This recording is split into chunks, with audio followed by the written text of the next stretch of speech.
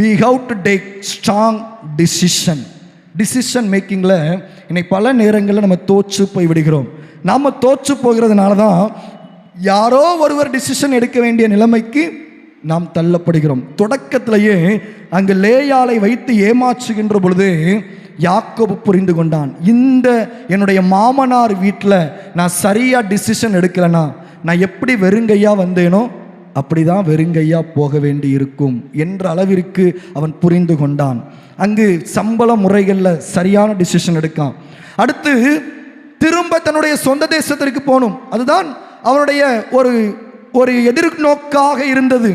அப்பவும் அவர் டிசிஷன் எடுத்து தன்னுடைய மாமனார்கிட்ட சொல்லுகின்ற பொழுது போக விட மாட்டேன் என்று சொல்லுகின்றான். தன்னுடைய மனைவிமாரை அழைக்கின்றான். இப்படி நாம் நம்முடைய சொந்த தேசத்திற்கு போக வேண்டும்.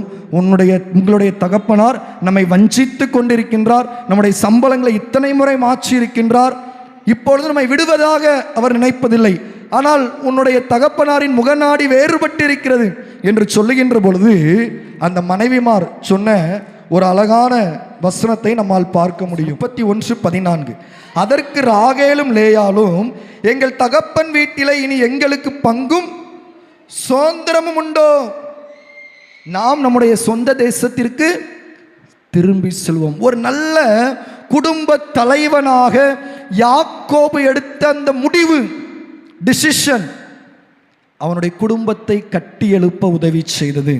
தன்னுடைய சொந்த தேசத்திற்கு நேராக பிரயாணப்பட்டு செல்கின்றான். கிறிஸ்துவுக்கு அன்பானவர்களே, we have to take strong decision as the active men.